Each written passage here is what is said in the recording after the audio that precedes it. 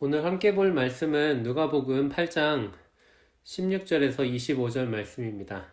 신약 누가복음 8장 16절에서 25절 말씀입니다.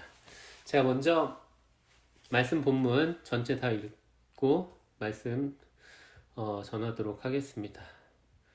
함께 눈으로 잘 따라와 주시기 바랍니다.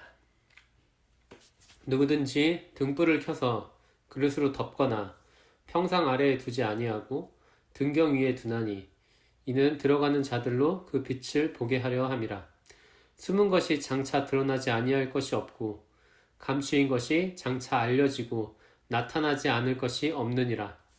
그러므로 너희가 어떻게 들을까 스스로 삼가라. 누구든지 있는 자는 받겠고 없는 자는 그 있는 줄로 아는 것까지도 빼앗기리라 하시니라.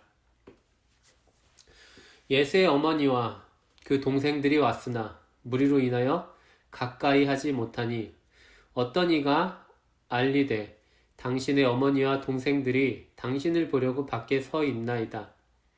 예수께서 대답하여 이르시되 내 어머니와 내 동생들은 곧 하나님의 말씀을 듣고 행하는 이 사람들이라 하시니라. 하루는 제자들과 함께 배에 오르사 그들에게 이르시되 호수 저편으로 건너가자 하시매 이에 떠나 행선할 때에 예수께서 잠이 드셨더니 마침 광풍이 호수로 내리침에 배에 물이 가득하게 되어 위태한지라. 제자들이 나와 깨어 이르되 주여 주여 우리가 죽겠나이다 한데 예수께서 잠을 깨사 바람과 물결을 꾸짖으시니 이에 그쳐 잔잔하여지더라. 제자들에게 이르시되 너희 믿음이 어디 있느냐 하시니 그들이 두려워하고 놀랍게 여겨 서로 말하되 그가 누구이기에 바람과 물을 명함에 순종하는가 하더라. 아멘. 오늘 본문 16절에서 17절에 나오는 등불 비유는 사실 오늘 본문보다 앞선 내용인 씨 뿌리는 비유와 연결되는 말씀이라고 할 수 있습니다. 하지만 동시에 이 등불 비유는 그 이후의 말씀인 18절에서 25절까지 이야기와도 자연스럽게 연결됩니다. 먼저 오늘 본문에는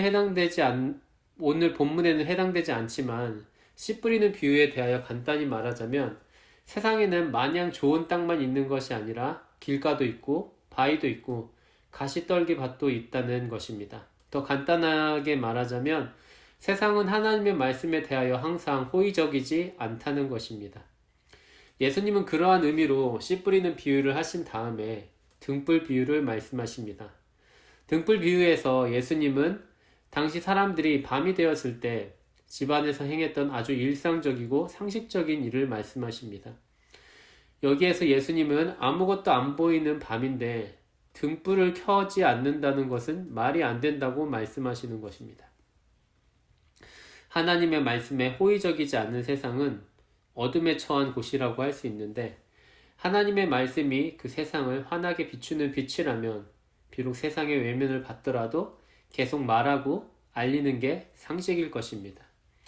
예수님은 씨 뿌리는 비유를 통해서 세상의 부정적인 면을 보여주셨지만 등불 비유를 통해 세상에 소망이 있음을 보여주신 것입니다. 그리고 이런 말씀을 하십니다. 숨은 것이 장차 드러나지 아니할 것이 없고 감추인 것이 장차 알려지고 나타나지 않을 것이 없느니라. 이 말은 무언가가 빛이라는 것이 확실하다면 그것이 어딘가에 숨겨져 있거나 감추어져 있다 할지라도 언젠가는 그것이 확실히 드러날 것이라는 뜻입니다. 간단하게 말하자면 세상은 어두울 뿐만 아니라 빛을 거부하지만 하나님의 말씀은 세상의 어떤 것으로도 끌 수 없는 확실한 빛으로 계속해서 빛날 것이라는 뜻입니다. 누가복음은 예수님의 등불 비유 이후에 두 가지 사건을 이야기합니다. 결론부터 미리 말씀드리자면 이 두 사건은 긍정적인 이야기가 아닙니다.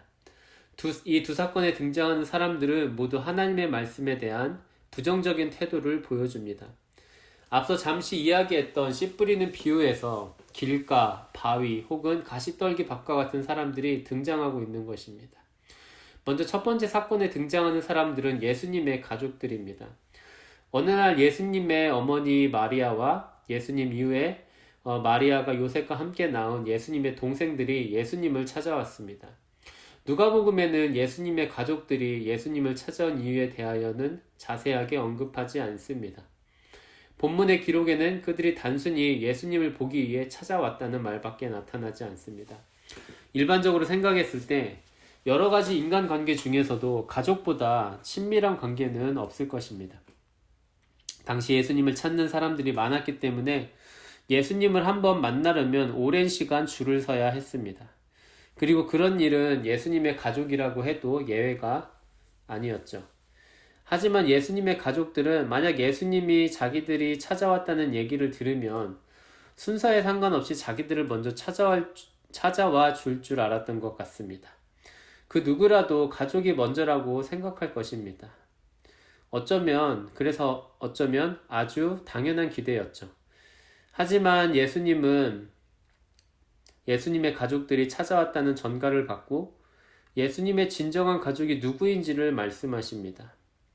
예수님과 가장 친밀한 관계를 맺고 있는 사람이 예수님의 가족일 것입니다. 그리고 예수님은 예수님과 친밀한 관계가 되려면 하나님의 말씀을 듣고 행해야 한다고 말씀하십니다. 예수님이 바로 하나님이시고 그분이 하신 말이 바로 하나님의 말씀이었기 때문입니다. 두 번째 사건에는 예수님의 제자들이 등장합니다. 배를 타고 갈릴리 호수를 건너던 도중에 예수님과 제자들은 큰 폭풍을 만나서 죽을 위기에 처합니다. 놀라고 겁에 질린 제자들은 배에서 잠이 든 예수님을 급하게 깨웁니다. 예수님은 자기들이 죽을 지경에 이르렀다고 말하는 제자들 앞에서 바람과 물결을 꾸짖으십니다. 그리고 바로 폭풍은 잠잠해졌습니다. 예수님은 이 모든 일이 끝나고 너희 믿음이 어디 있느냐 라고 말씀하시며 제자들을 혼내셨습니다. 하나님이 자기들 바로 옆에 계심에도 두려워했던 제자들에게 예수님은 왜 자신이 바로 하나님이신 것을 믿지 못하느냐고 말씀하신 거죠. 제자들은 두려워하고 놀라기는 했지만 예수님의 그런 훈계를 듣고도 그가 누구이기에 바람과 물을 명함에 순종하는가 라고 말했습니다. 이 두 사건 모두에서 사람들은 예수님에 대하여 제대로 된 믿음을 갖지 못하고 있습니다. 하지만 예수님은 그들의 믿음의 상태와 상관없이 하나님으로서 그 변함없는 모습을 나타내십니다.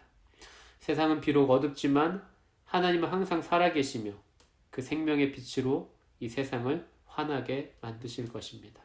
함께 기도하겠습니다.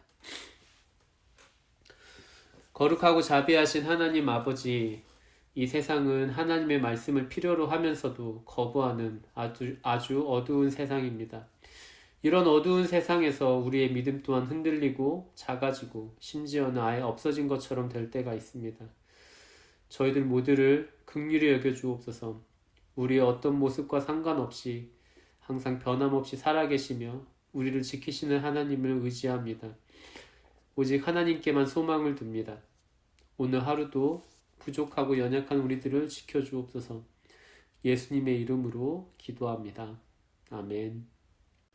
하늘에 계신 우리 아버지여, 이름이 거룩히 여김을 받으시오며 나라의 임하옵시며 뜻이 하늘에서 이루어진 것 같이 땅에서도 이루어지이다. 오늘날 우리에게 일용할 양식을 주옵시고 우리가 우리에게 죄 지은 자를 사하여 준 것 같이 우리의 죄를 사하여 주옵시고 우리를 시험에 들게 하지 마옵시고 다만 악에서 구하옵소서. 대개 나라와 권세와 영광이 아버지께 영원히 있사옵나이다. 아멘.